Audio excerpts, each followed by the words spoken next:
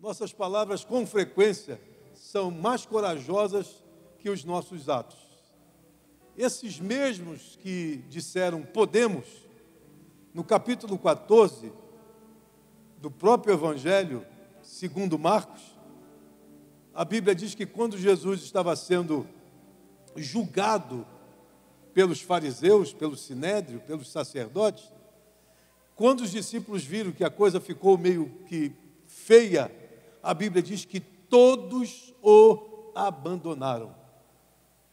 E até aquele que estava coberto com um lençol, quando também viu e alguém tocou nele para prendê-lo, ele deixou os lençóis nas mãos dos soldados e também fugiu. Porque uma coisa é você falar, podemos, e outra coisa é você viver isso que você diz. E com frequência, nossas palavras são mais corajosas que os nossos atos. Bem, o que Jesus está dizendo aqui para esses discípulos que vêm com um pedido eminentemente fora de senso, e tem pessoas que parece que não têm senso para aguardar o seu momento, porque desejar alguma coisa, ponto pacífico, é muito bom, porque isso quer dizer que você tem vida dentro de você. Agora, não saber esperar o tempo, o momento da sua exaltação feita por Deus, aí é outra coisa totalmente diferente. É você não ter senso, porque quando você diz uma coisa, você nem sabe o que você está dizendo e o que espera. Esse texto me diz muita coisa. Me diz muita coisa porque no ministério é exatamente isso. As pessoas vivem dizendo, eu posso, pode deixar comigo. Tá? E Jesus ainda foi muito legal com esses discípulos, ao dizer para eles assim, vocês nem sabem o que vocês estão pedindo, porque vocês podem tomar o cálice, beber o cálice que eu bebo, vocês podem ser batizados com o batismo que eu sou batizado. O que Jesus estava falando é sobre as águas profundas das tribulações que ele haveria de enfrentar, o que ele já estava enfrentando. E a gente nem sabe, a gente não faz ideia do que é o ministério. A gente não faz ideia para você chegar lá, porque Jesus disse, de fato, vocês vão beber o cálice que eu bebo, vocês vão ser batizados no batismo que eu sou batizado, mas conceder a vocês um lugar à minha direita, à minha esquerda, isso só para aqueles que são preparados, ou seja, só para aqueles que aceitarem esse desafio e fizerem a caminhada da vida, fizerem a história da vida, e são esses que estão fazendo a caminhada da vida e a história da vida, são esses que, para eles, tudo está preparado. Uma vez eu me lembro que uma pessoa entrou no gabinete, o gabinete era aqui embaixo, e ele querendo ser pastor. E aí eu sentei com ele e comecei a mostrar o que é a vida de uma liderança. Lá pelas tantas, ele disse assim, para pastor, para. Eu pensei uma coisa, mas eu estou vendo que é uma outra coisa. Eu estou saindo. Isso aí não é para mim. E é um fato, porque as pessoas não sabem o que é ser líder. Você só vai saber disso quando você beber o cálice, quando você passar pelo batismo. E é batismo cruel. Você tem que passar por duras aflições, duras perseguições, duras traições, duras facadas nas costas, duras. Você vai ter que passar por tudo isso, quer queira, quer não. Porque é você que está querendo. Que quando você se apresenta e diz, eu posso, tá bom. Se você diz que pode, então venha. E eu vejo pessoas, do que Jesus está tratando nesse texto? está tratando justamente da questão do poder, gente. Já diz um ditado, e é uma verdade, se você quer conhecer alguém, dá poder a este alguém. Se você quer conhecer de fato a este alguém, dá poder a ele. Você deu poder a ele, pronto, ele se transforma. Por quê? Porque, na verdade, as pessoas, segundo o que Jesus escreve aqui, as pessoas não estão bem seguras para lidar com o poder, não têm ainda maturidade para lidar com o poder, não têm ainda a experiência para lidar com isso. E para você lidar com o poder, você precisa ser esmagado, passar pelo cadinho de Deus. E você pensa que é fácil isso? O pior em toda essa história é quando você pensa que está livre das tribulações, livre, e aí que a tempestade chega, e aí que as ondas encapeladas chegam e derrubam você, e acabam com todo o seu projeto, e deixam você sem nada, para você recomeçar. Eu estava lendo há pouco a história de um grande empresário chinês. Ele caiu, ele foi a zero 17 vezes. 17 vezes ele foi a zero no seu negócio. Imagine você começar, está indo bem, está chegando ao topo e de repente você levar uma pancada e descer lá para o número zero. Aí você se levanta de novo, começa tudo de novo e tal, mais uma pancada, desce para o zero. Aí você se levanta de novo e está indo, mais uma pancada, desce. 17 vezes. Mas o cara, de uma coragem inigualável, 17 vezes ele caiu, mas ele levantou. E na última, ele conseguiu controlar. E por quê? Pegou todos os erros e acertos, foi fazendo uma avaliação disso tudo. E aí, ele chegou a um critério melhor. Foi aí que ele vence. E chega aonde ele chegou. A riqueza chegou às suas mãos. As pessoas estão querendo glória antes de beber o cálice? Estão querendo glória antes de passar pelo batismo? É ruim, hein? Ninguém vai ter. E qual o nosso grande problema? É o problema de não entender, de não ter uma concepção correta acerca do poder. E Jesus colocou um componente diferenciado no poder. Ele inseriu no poder um componente que é estranho a este poder. Porque quando você fala de poder, você está falando de força. Quando você fala de poder, você está falando de controle. E Jesus coloca um componente neste poder diferenciado. Venha comigo, abra a sua Bíblia aí. Venha comigo e veja o que Jesus disse no versículos 41 e 42. Diz assim: e os 10, tendo ouvido isto, começaram a indignar-se contra Tiago e João. Você já viu isso? Você começa uma sociedade, está indo muito bem, daqui a pouco começa aquele negócio. Quem vai ser o grande líder? E aí, a sociedade se desfaz, porque ninguém quer dar um passo atrás, ninguém quer ser o segundo, todos querem ser o primeiro, e quando num lugar todo mundo quer ser o primeiro, essa coisa não anda. Então, grandes sociedades já foram destruídas, já foram desfeitas, porque as pessoas não entenderam a dimensão do poder. Famílias, quando a mulher não sabe da sua posição, o homem não sabe a sua posição dentro do lar, esse lar passa a ser dinamitado, porque cada um tem que saber o seu lugar, cada um tem que ter a consciência. Então é família, é sociedade, são empresas que são detonadas quando as pessoas, cada um está visando apenas um objetivo: ser o primeiro. Eu escrevendo uma revista da Escola Bíblica Dominical sobre autoridade, eu coloquei um fato que aconteceu com o grande Tchaikovsky.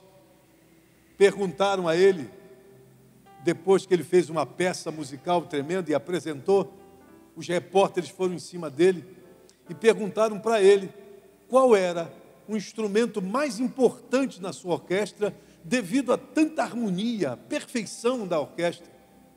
E ele olhou para os jornalistas e disse: o segundo violino. E aí todo mundo parou perplexo e disse: mas por que o segundo violino? E ele disse: porque ninguém quer ser o segundo. E quando ninguém quer ser o segundo, e todo mundo quer ser o primeiro, isso acaba com qualquer empresa, com qualquer família, porque isso é uma falta de consciência acerca do poder. E aí, Jesus viu que eles estavam brigando, porque quando os 10 ouviram a proposta de Tiago e João, eles começaram a brigar. Não, eu que quero, eu sou o primeiro, eu sou o segundo e tal. E ficou naquela briga até Jesus parar tudo. E disse assim, versículo 42, mas Jesus, chamando-os a si, disse-lhes: sabeis que os que julgam ser príncipes dos gentios, deles se assenhoreiam, e os seus grandes usam de autoridade sobre elas. Mas, olha a adversativa aí, mas entre vós não será assim. Mas entre vós não será assim, ou seja, nesse jogo do poder, essas moscas azuis que vão picando aqui e ali a cada um, dentro da visão de Jesus, não pode haver isso no cristianismo, não pode haver, só que pela história, que você pega a própria história da igreja, você vai ver que infelizmente a consciência de poder era uma consciência pagã, era uma consciência gentílica, não era uma consciência cristã. Diz assim, e os seus grandes usam de autoridade sobre ela, mas entre vós não será assim. Antes, olha que coisa importante, o ingrediente que ele colocou, componente que ele colocou no poder. Antes, qualquer que entre vós quiser ser grande, será vosso serviçal. Quem quiser ser grande entre vós, será o vosso serviçal.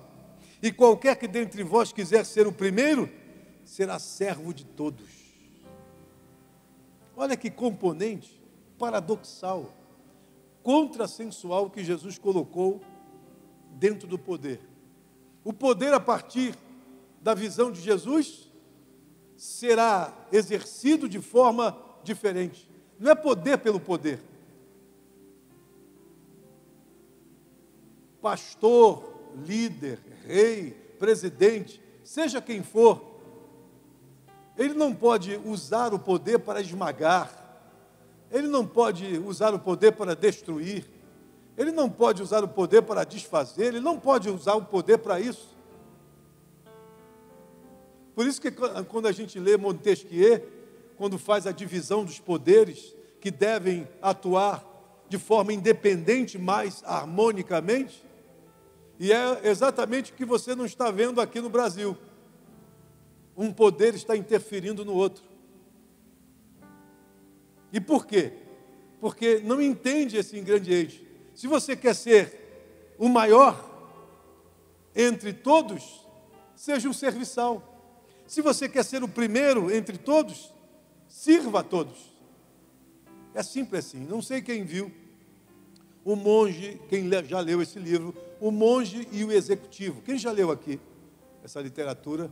O Monge e o Executivo. Você vai ver exatamente isso. Um homem que era um executivo fantástico, extraordinário. E ele se retira para um lugar de meditação, de reflexão, onde tinha os monges, e ele vai limpar banheiros sujos. E ele vendo aqueles homens o dia todo, todos os dias, ele percebeu o que significa servir. Que ele nunca imaginou que fosse daquele jeito. As pessoas serviam com toda a alegria. E por quê? Porque reconheciam o seu lugar. Quando você entende a dimensão da autoridade, do poder, quando você entende que o mais importante no poder é este ingrediente que Jesus colocou, Jesus não esvaziou a hierarquia, Jesus apenas colocou um componente inteligente para que você, detentor desta hierarquia, entenda o que fazer com o poder. Por exemplo, nenhum pastor, nenhum líder pode usar o poder como força,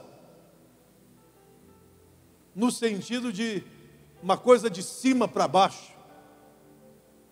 Mas, por exemplo, se você quer o alinhamento das pessoas, se você quer o amor das pessoas, se você quer o carinho das pessoas, o respeito das pessoas, sirva. Apenas isso. Mas eu vou dizer uma coisa para vocês esta noite. A coisa mais difícil deste mundo de meu Deus é você aprender a servir. É a coisa mais difícil.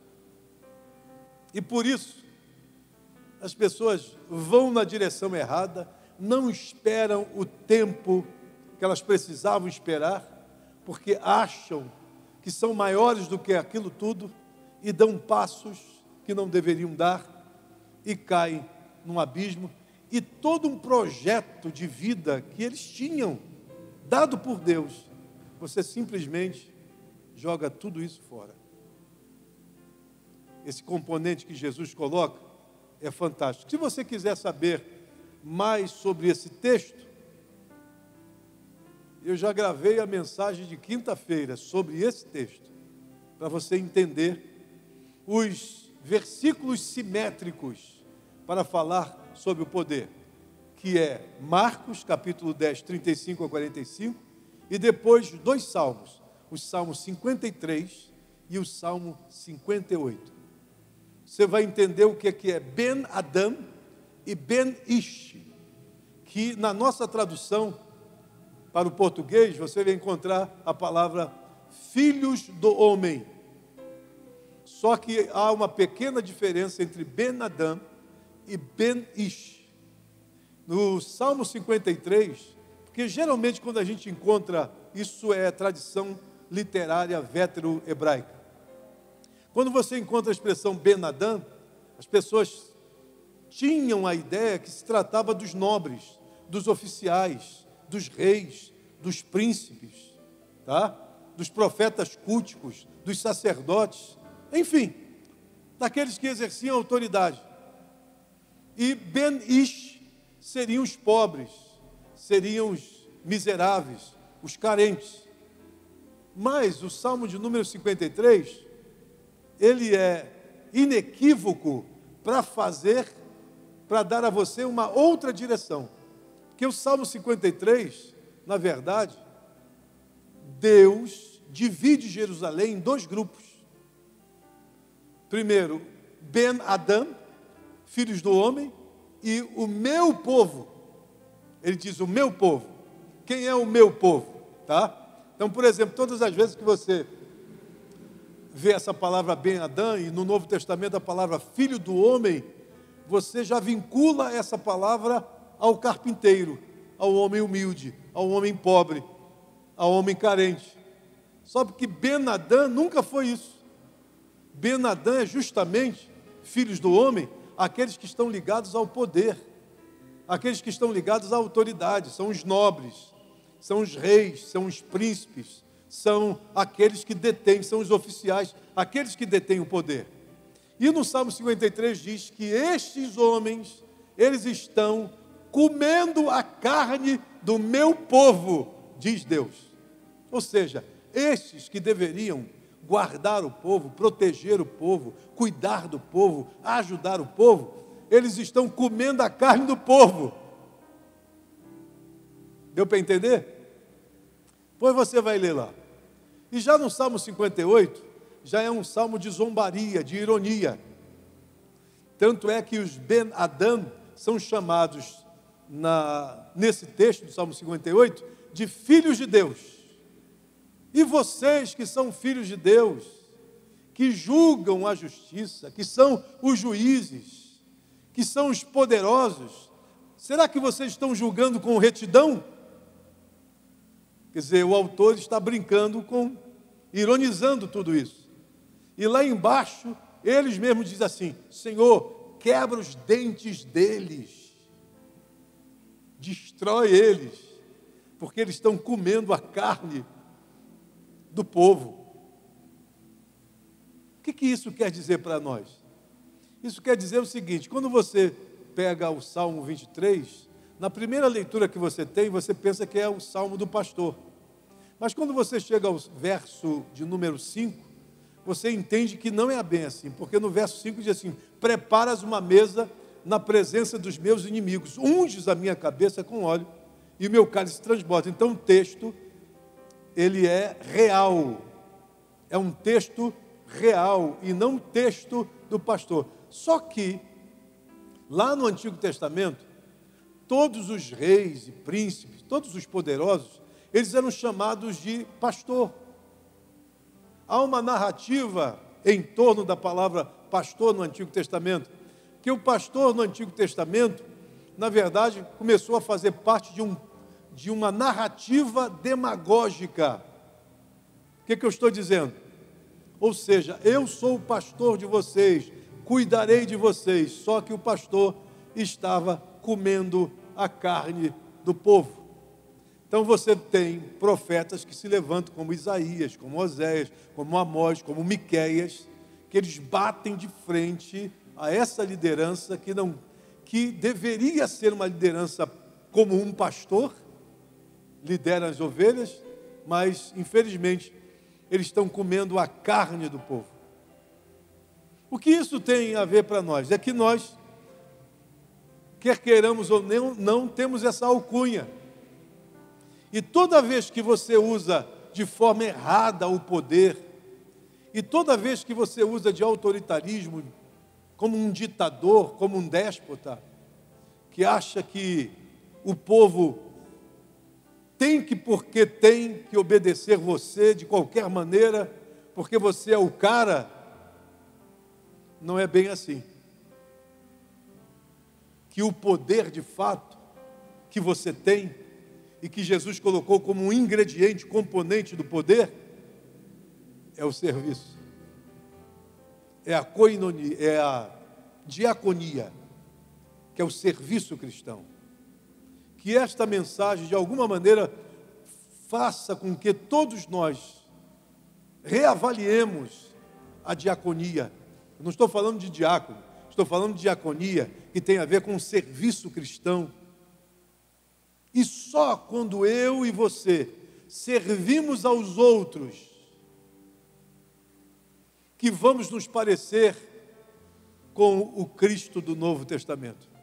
Só quando nós servimos uns aos outros, que vamos parecer com o Cristo do Novo Testamento. Parece que nós estamos numa distância abissal, uma distância descomunal entre o que devemos ser e o que somos até hoje. Mas nunca diga que podemos, porque você não consegue avaliar o quanto você tem que passar na sua história para chegar a um lugar na presença de Jesus. Você entende o que eu estou dizendo? Digo amém. Quero que você curve a sua fronte, e você aí também, onde você está, e ore comigo nesta noite, pedindo a bênção de Deus, dizendo: Deus, eu preciso entender o que é o poder. Não se transforme por causa do poder. Não deixe que ele domine as suas entranhas. Não permita que você seja atingido por esse mal pagão que vem sendo desenvolvido até o dia atual. E as pessoas não sabem que precisamos lavar os pés uns dos outros. Precisamos de objetividade no nosso serviço. E quando fizermos isso, de último passamos a ser primeiro. e de primeiro passamos a ser os últimos, se não o fizermos.